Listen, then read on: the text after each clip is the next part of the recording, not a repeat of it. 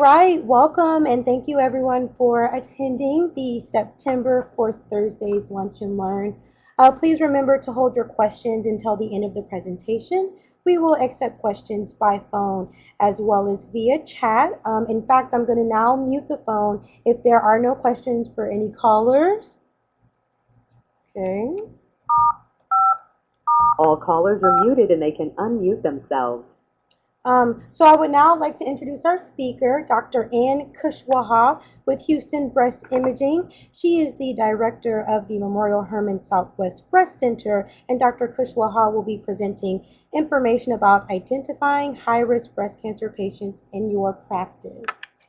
Hi, good afternoon. I'm glad to be here, and hopefully this topic will appeal and provide some knowledge to you in your breast cancer practice. So my objectives of this talk are first, who is a high-risk patient? How do you identify them? What our clinic did to identify them better. Then once you identify them, what do you do with that? What do you do with them once you identify them? I'm going to discuss kind of our process mapping, our training of employees. I'm going to talk about genetic testing, issues with genetic testing, and then finally the results of our program, which has been about a year and a half we've been doing this. First of all, what is a high-risk patient? Mainly they're under two categories. Patients that have genetic mutations. The main mutations that we're going to talk about are hereditary breast and ovarian cancer syndrome, which are patients that are increased risk for breast, ovarian, pancreatic, and prostate cancer. These are the classic BRCA1, BRCA2 mutations, as well as mutations detected with BART testing. The other big category that we're trying to capture in doing this is the patients that are BRCA negative, but still have a very, very strong family history of breast cancer, or even more commonly, patients that have a strong family history and just can't get tested for their BRCA, choose not to, or don't have access to the people that needed to be tested are not available either out of the country or have passed on. The main thing that you need to use to the guideline is that if you have a greater than 20% lifetime risk of breast cancer, these are high-risk patients as well. And the best model, computer model, that has been researched and studied is the Tyler-Cuzick model, which was founded out of Harvard University. And that is the recommended model to use when you're trying to evaluate these patients for high risk in regard to whether they should receive screening MRIs. There's other programs, people might have heard of BRCA Pro, the Gale model and stuff, but Tyler-Cuzick is the one that was used and is recommended for some of the questions in radiology.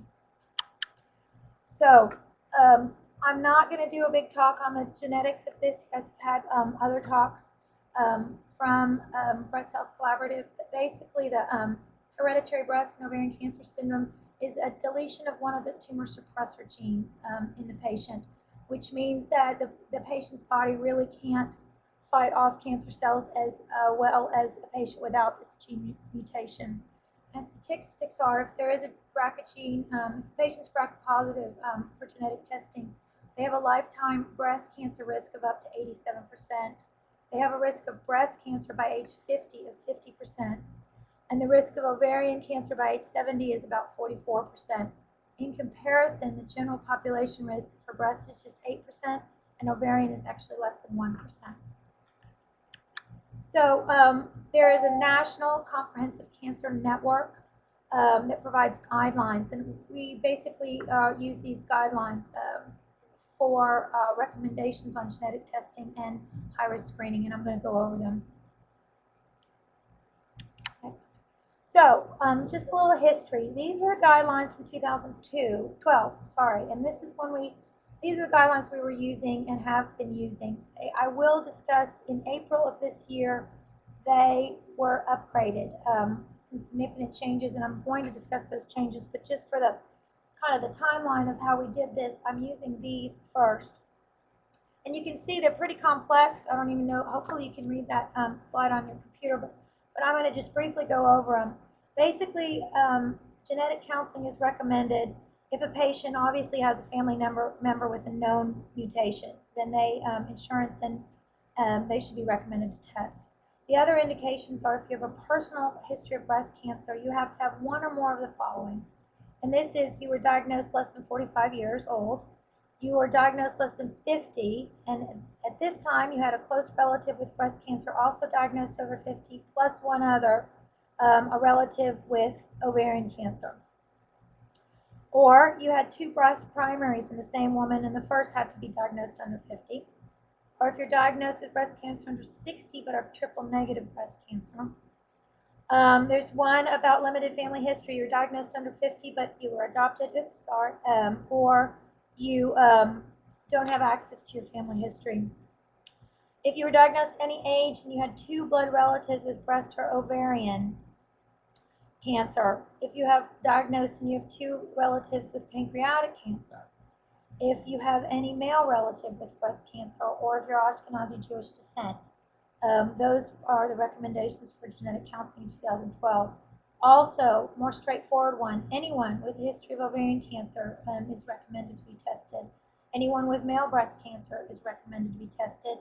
And anyone with pancreatic cancer with two or more relatives that have breast, ovarian, or pancreatic should be tested. There's this long paragraph on family history only, which basically states that if you have a first or second degree, which I'll go over what that means on the next slide, and that meets all these criteria, if that person is either can't afford it, has passed away, or is lives in a different country and can't get tested, you could possibly get tested if you still want to know.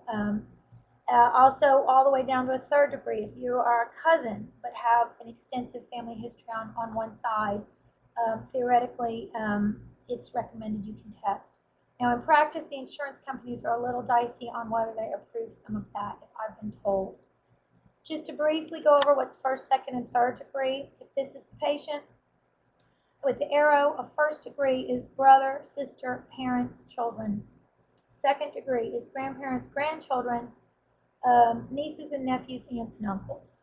And third degree is a first cousin. So anyone in that spectrum counts as a family history towards testing. So if your cousin has breast cancer and your maternal grandmother, that would count for you if they're on the same line. So these are the current NCCN guidelines for if you are high risk, which is a greater than 20% lifetime risk of cancer. These are what is recommended for your screening. And it is a lot different than what the general population is recommended. And that's why we really want to try to capture these patients that come through our breast centers or even our clinic if we're not a radiologist, but any other specialty. First of all, and I'm highlighting that a breast self-examination awareness that's been downgraded is recommended starting at age 18. The science behind that is that really breast self-examination has not proven to decrease mortality and has been shown in studies to increase benign biopsies. So the cancer guidelines now on multiple sites basically they're not telling the doctors to spend time in their office teaching breast self-exam because they don't think it's worth the doctor's time. However, they are saying that the patient and other outreach programs teach these patients and be aware of how to examine your body. And obviously, if there's any change in your body, to see a doctor, see a practitioner, and be seen, especially starting at a very young age with these high-risk patients. The clinical breast exam has been studied and is recommended semi-annually, started at age 25 in these patients. A mammogram and a screening MRI are recommended starting at age 25. Very different from just general population. There's a little asterisk beside that. There's been some studies that are concerned that the BRCA1 patients are more sensitive to radiation.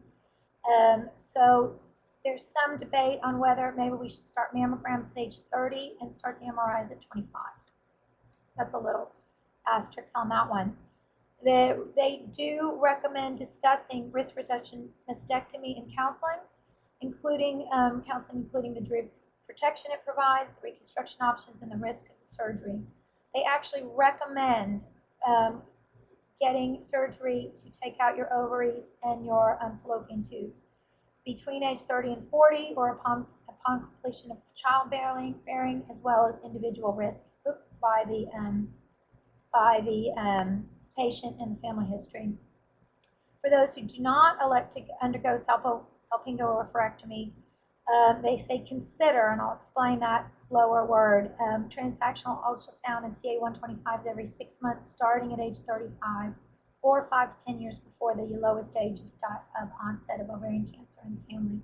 And they also consider chemotherapy prevention options. The reason these have been kind of downgraded to consider is because studies showed in these BRCA patients or high-risk patients, the transvaginal ultrasound and CA-125 testing is actually not very good at picking up ovarian cancer early in these patients.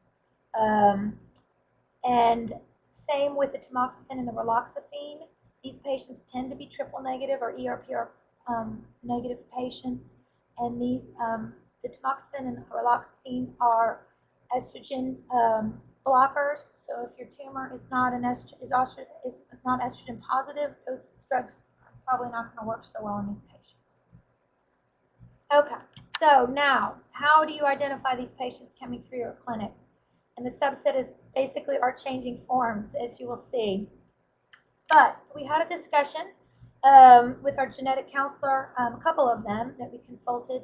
Myriad Genetics, which is the company that does run the BRCA testing, or just has the ownership right now, or did on the BRCA testing. And they basically came up with 7 to 8 what we call red flag questions that you need to know. These are: is there a personal or family history of breast cancer under 50? Is there a personal or family history of ovarian cancer in the family? Is there any male breast cancer anywhere in the family? Are you Ashkenazi Jewish descent? Have there been 2 breast cancers in the same person, or 2 breast cancers on the same side of the family? Has anyone with breast cancer been triple negative?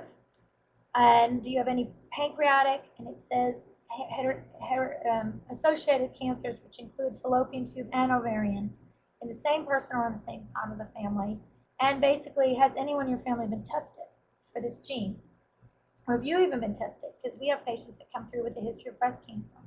And I'll show you, this is the form that every breast center patient that comes through the Memorial Hermann system fills out. I don't know if you can see it very well, but it's just briefly, the top box is basically identifiers. Where was your last mammogram? When was it? And your previous ultrasound.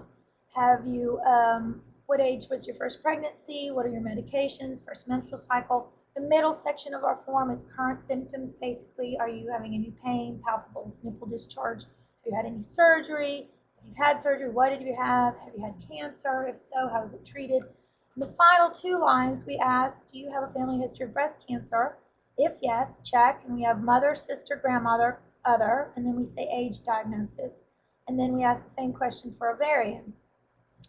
So, and then the bottom half of the form is really more for the tech to mark scars, moles, write anything the patient says that the doctor might need when interpreting the films. So, looking at our form, these are the things we're not asking, or actually not asking clearly. We really don't emphasize both maternal and paternal lines of breast cancer and ovarian history are important. We don't even ask if they're Ashkenazi Jewish descent. We don't ask about male breast cancer, or you could write it in, but we're not specifically asking that. We don't ask about pancreatic, or as you'll see later in the updated prostate cancer family history, and we're not asking if anyone's been tested for the BRCA genes. So this was our first form that we decided to use, and we basically, if you look, asked those questions that I said before. I thought, well, let's just go straight to the point. And the point of some of this talk is that things in committee and everyone looking at them look pretty good, and then you roll it out, and when it goes into actual patients filling this out, or you put it into into working form, you realize that not everything is working so well. So as far as what we asked basically, have you had breast cancer or family history under 50? Is there anyone had cancer in both breasts? Is there any ovarian history at any age? Are you Ashkenazi Jewish? We asked 2 family members have the same type of cancer. This turns out to be a very bad question. You get all sorts of answers on all sorts of different cancers. And the genetic counselor kind of wanted that in the beginning because she was also saying, well, there's a colon cancer gene, there's all these other genes. But for our practice, it was kind of a quagmire for a breast cancer only practice. We asked, do you have a relative with male breast cancer? And then has anyone been tested? So the problems with the first form, this really was more personal. Everything was lumped. Personal and the family history were lumped together. We really didn't have enough room for the patients to write the specifics because some people have a very extensive history or lots of other things going on. And it wasn't that easy to interpret for when the doctors tried to look through. It wasn't quick as we're trying to do our mammograms and everything and be efficient. It took a lot of time to analyze these forms. We didn't really emphasize maternal and paternal lines. We didn't ask the triple negative question, and we didn't ask about pancreatic cancer at the time. So second attempt at our form. And you can see that we kind of separated personal and family history a little better. It's a little easier for the doctor to quickly glance at it and read, but it still wasn't good in practice, and this is why. It generally was just too long and still confusing for our patients. Our patients are from many different backgrounds and ethnicities. English is not the first language of a majority of probably of our patients at Southwest Memorial. We still really didn't stress that maternal and paternal lines, and I don't think actually, in the community, just breast cancer in general is starting to emphasize the paternal lines, but I think a lot of everything was maternal, 10 and 20 years ago. People are still left with that in their head. And there still was not enough room to write, and these were very messy papers. So before I tell you what our final form, I kind of want to, at this point, the guidelines have changed. And these are the most current guidelines that started in April. And talking to my genetic counselor, actually a lot of places still haven't really adapted that much. And unfortunately, a lot of insurance companies haven't still authorized, aren't following these guidelines. But I want you guys to know how they've changed. And if you can see it's even busier now, but I'm going to distill it down on the next slide. You can read this on your own, but for sake of clarity, the next slide shows how they basically changed from the 2012. So basically, they've added aggressive prostate cancer as a risk factor for the BRCA gene, and they specifically state it has to be greater than or equal to a 7 Gleason score. And this is going to be a big problem because who knows what their dad's, grandfather's, uncle's Gleason score was. I don't know how you're going to ask this question. The Myriad genetic counselor said people are using really more a young age diagnosis with breast cancer, or did someone die of prostate cancer, or did someone die of prostate cancer is a sense of, is it an aggressive? If you have an 88-year-old grandfather that was diagnosed with prostate cancer, probably not going to be something you should pay attention to. So the guidelines have changed that if you have a personal history of breast cancer or greater than or equal to 2 close relatives with pancreatic or prostate, you should test. If you're a patient with prostate or pancreatic, which this would be male patients more obviously, with greater than 2 close relatives with either breast, ovarian, pancreas, or another aggressive prostate, you should test. Now it's been easier. They've lowered the recommendations for testing with breast cancer history. If you were diagnosed with breast cancer at any age and have only need now 1 close relative who is diagnosed under 50, you used to need 1 under 50 and 1 extra. Now you don't. You only need 1 under 50 to be recommended for testing. Same with if you were diagnosed at any age with breast cancer, now you only need 1 relative with ovarian, and you should be recommended for testing. And if you go back to the previous slide, you'll see the clinical judgment section to test has been really expanded, giving a lot more leeway into the physicians and the genetic counselors using this family history to recommend testing.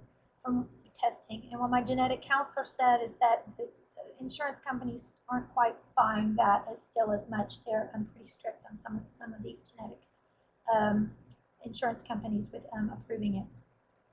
The other interesting thing coming down the pike regarding to this is that the new Affordable Care Act recommends paying for genetic counseling. My update on that is that they haven't released the recommendations yet. They think they're going to use the U.S. Preventive Services guidelines. According to her, they have a draft, and it's all up for comment among the geneticists right now.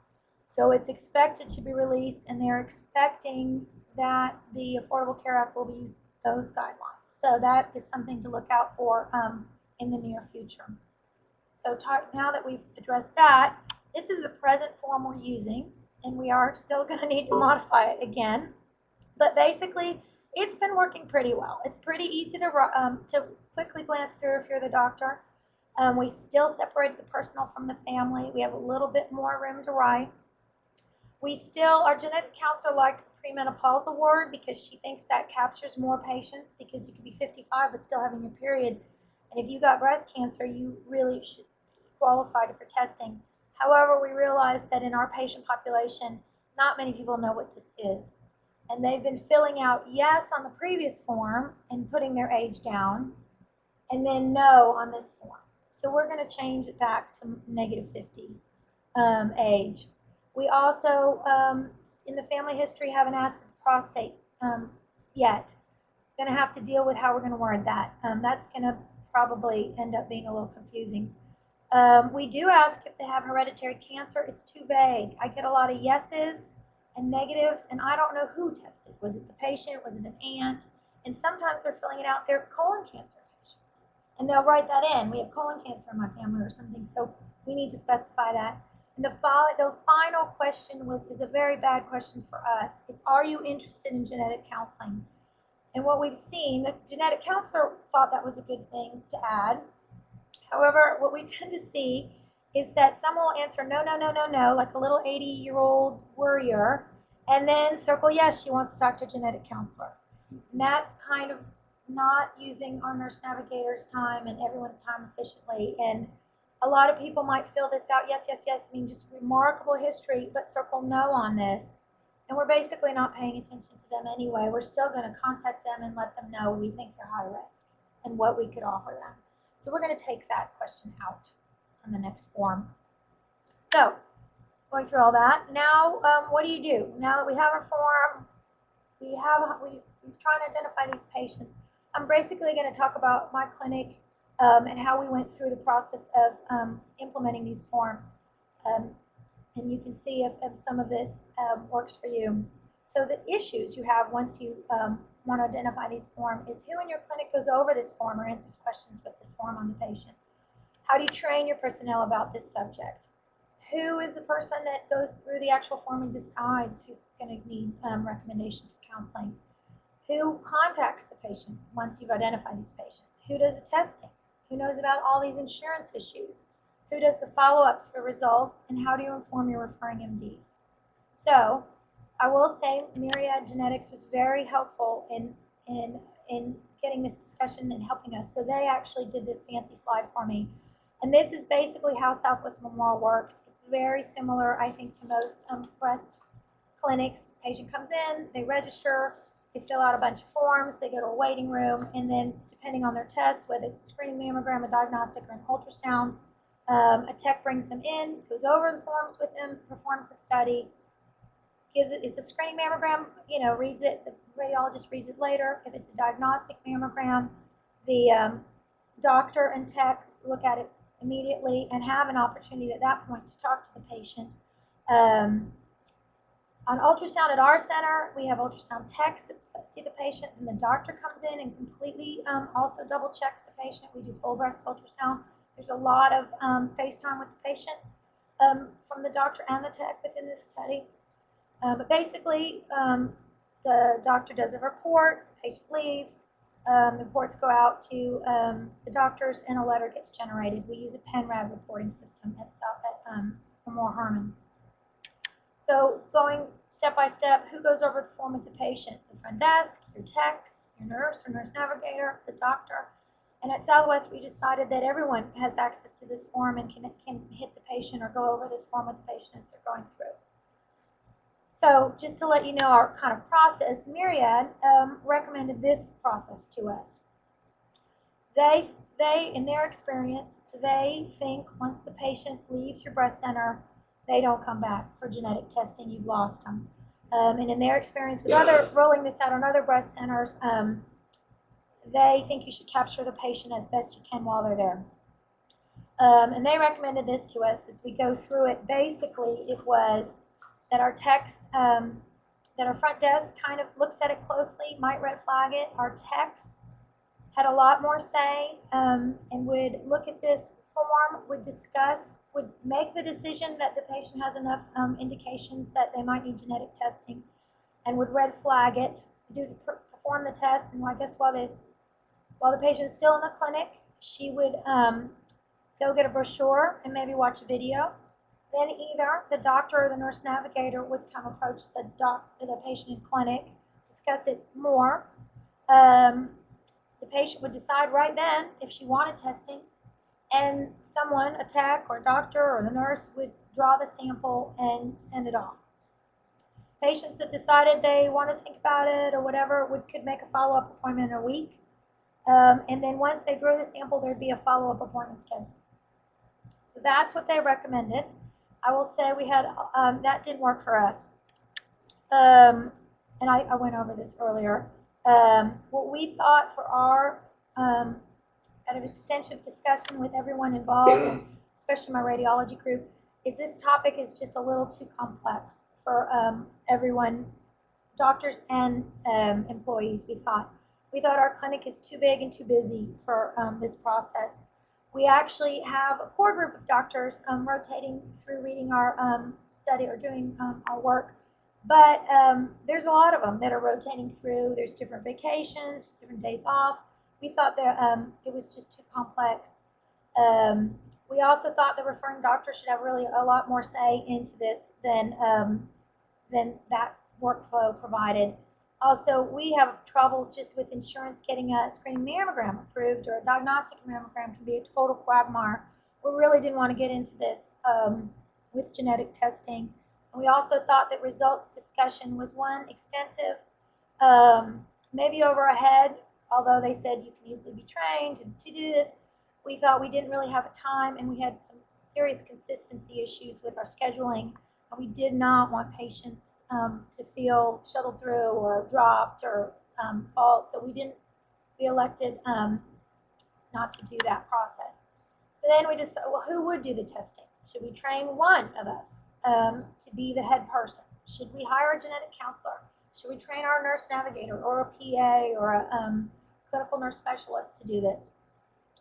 We had extensive discussions in our group of Houston Breast Imaging, and a majority of my colleagues did not feel comfortable with the radiologist doing the testing.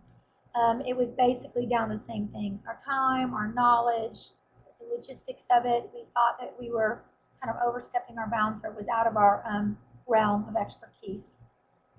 Although there are plenty of there are some breast centers in the country that the radiologist does do this. So this is what we decided to do initially. The patient, we added the forms. They filled them out.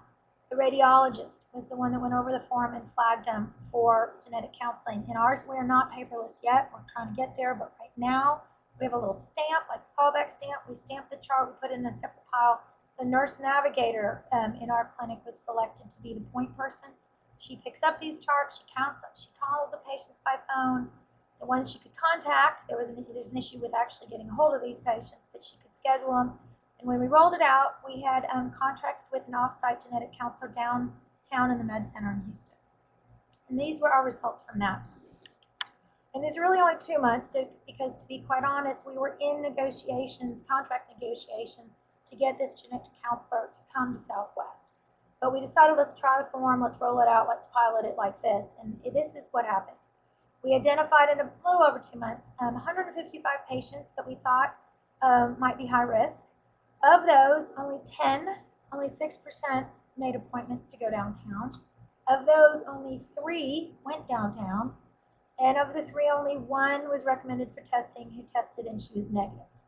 So Myriad was actually right. Once they leave your clinic, it is very hard for getting these patients back. They have busy lives. They tend to be on the younger side with kids and working and jobs, and doesn't work so well. So, this is what we currently do. Basically the same stuff. We have the risk. We have texts that go over the form when they see the patient. If they see questions, any questions, we don't overtrain our tech. Any of the questions on that sheet are positive. They have a script to say that we're going to look at this, and we may recommend you for genetic counseling. The radiologist still red flags them. The nurse navigator still is a point person. But now we have a genetic counselor that comes on Wednesdays and Fridays. We've tried, if we have a patient that we see in clinic and our and our genetic counselor is on site, we try to see if the patient wants to see her right then. And we've had that work a handful of times. And it is great. And our genetic counselor does all the pre and post counseling, performs the tests, submits the paperwork to Myriad. Now there'll be more companies operating this because of the Supreme Court ruling. You cannot have a patent on a human gene. So Myriad's not going to be the only player now. And she knows all about insurance. I am the supervising MD on the paperwork. Okay. So genetic counseling issues, why we decided on this and how it works. So we did have Myriad. It's very helpful. They have a lot of knowledge on training personnel about the tests and the syndromes. And they have scripts they've used in many different clinics. And they ended up coming and training our techs at a routine quarterly meeting. They're actually going to retrain. It's been a year. We need another little session. We decided our doctors are the best ones to interpret these forms. They come back more complicated than you think, written by these patients. There's a lot of subtleties, as you can see by that giant family history paragraph on the NCCN guidelines. It's not as cut and dry as you think it would be. And our nurse navigator is working great for us as being the contact person. She's keeping a database, she's following up with patients, and she's got a good working relationship with her genetic counselor. We actually try to make things pretty easy. We try to kind of alleviate as many hurdles as we could to scheduling with a genetic counselor. So we built this genetic counseling appointment into the Memorial Hermann software. So you can schedule a mammogram or a genetic counselor or an ultrasound or anything you want when you call into our 1-800 number. We decided instead of dealing with insurance at this stage, we're not really billing. We decided to cover our charge. Memorial Hermann is paying for the genetics time, and to kind of cover some of that cost, we are charging the patients $50. We thought that wasn't exorbitant. Most of our patients could afford that. We do obviously dismiss it if they can't even afford that, but it seems to be working. This is also going to be changing now with the new Affordable Care Act and the insurance requiring, covering these costs more and stuff. So we're in present situation. We're looking at other billing options or other reasons to do it. But this is how we're doing it now. And why we chose a genetic counselor. Basically, we all agreed that they have the time to take these patients and the knowledge to answer a lot of their questions that might come up. They really have access to that computer-based risk models, the Tyler Cusick, that we don't, to really answer not only if they need genetic counseling, but maybe they don't satisfy the NCCN guidelines, but they have enough family history that they are still high risk and need a screening MRI yearly. That's valuable information that we don't have right now at our clinic. They can schedule the appointments and give a phone call or an appointment result appointment. They can look for other genetic symptoms. There's some syndromes. There's some very rare syndromes I didn't cover, but there's other genetic tests out there that they could flag, discussing this with the patient that we thought we would not flag if we did it another way. This insurance company process is getting ridiculous. They know the paperwork. They can fill it out. And basically, we live in Houston, Texas, so we were kind of blessed with a giant city, and we had access to one. We can find one. People that are practicing in small towns are going to have a problem with this, and you might have to, work with better training a motivated staff member. Just as an aside, recently, last week, Cigna announced that they will no longer allow BRCA testing from anyone but a genetic counselor. The doctors are all up in arms. Doctors cannot take a test. Oncologists, breast surgeons, they have to go through genetic counselor. So if you have patients that you don't have this set up yet or you don't have access, you actually can come to Southwest. We're happy for you to schedule to meet with our counselor and on your Cigna patients. So finally, our results. So in general, our referring physicians love this service. It takes something off their plate too. It is a complex subject. Not all doctors feel well versed in it, and if they can refer something out and know that we're going to handle it and close the loop and get back to them, they like it. We have plenty of our oncologists, our primary care doctors, our OB-GYNs, and our breast surgeon that are using our genetic counselor. I mean, some of them, don't need a mammogram anymore or whatever because they've had a bilateral mastectomy or anything, but or for whatever reason, and they're just straightly scheduling, and we're happy to have her used. We actually had to expand her days in clinic because our wait times were getting too long to see her. And now Memorial Hermann is in discussion to maybe hiring a full-time geneticist in the Memorial Hermann system and rolling this out system-wide. Specifically, our statistics. So this is current to this week. We started in August last year. We have identified 611 patients on our form that we thought might need counseling. Of those, 148 appointments were made, which is 24%, which is up from 6% from when we had them off-site. And then of that, about half showed up for their appointment, 75, which is up from 30% when it was off-site. Wait, did I skip? No, okay. So of the patients, we had 75 that showed up for appointments. Of those, 48 were recommended for testing. That's about 2/3. And of those, 2/3 decided to test, which is 32. We've had 28 negatives, 3 positives, 1 positive variant, and a third, 16 weren't run. The reason they weren't run are insurance issues. They didn't meet strict NCCN guidelines, or the cost was prohibitive. And how this works is the genetic counselor goes through all this with the patient, decides that she thinks they should be tested. The patient says, I want to be tested. They get swabbed, buccal swab, and then it gets sent to Myriad. Myriad holds it. And insurance clearance goes through, and all this other stuff goes through. And then they get a phone call. What's their deductible? Does insurance prove it?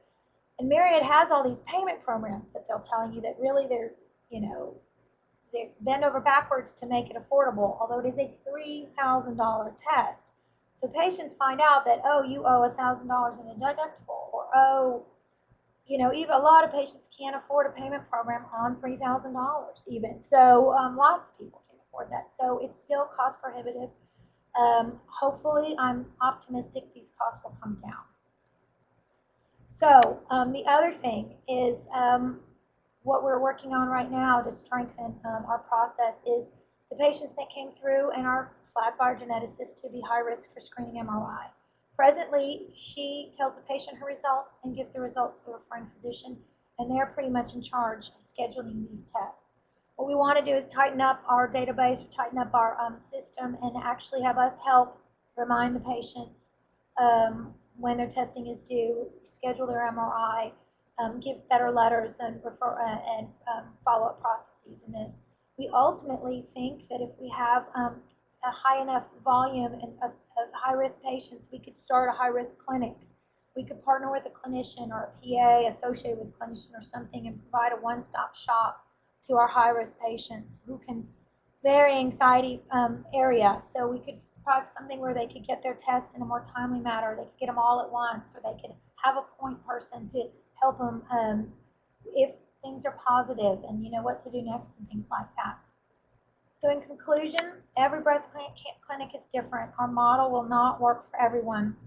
I mainly wanted to show you how the fluid process that we have gone through, how much things have changed since we started. We're still changing and tweaking it.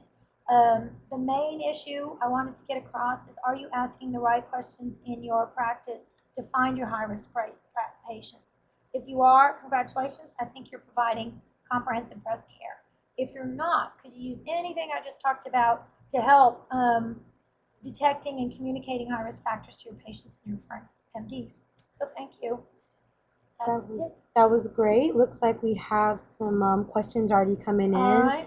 One is Signal no longer is covering the BR or the bracket testing being offered in MD offices. How are your visits reimbursed? Which I think you may have So I touched kind of, on. that might have been an early question. So Yeah. we're still, although I will say this week, of course, as I'm getting this talk, we still are charging the $50 for our genetics time. I do think we ultimately, Myriad is very helpful, and there's plenty of codes you can use to charge. However, whether insurance actually covers those codes is another thing. I think our genetic counselor works elsewhere at other clinics, and she's found that they're not paying for some of these codes. We'll see, as we said, how things change and how these new recommendations come down the pike. Because supposedly genetic counseling should be covered as a screening mammogram and some other things in the Affordable Care Act.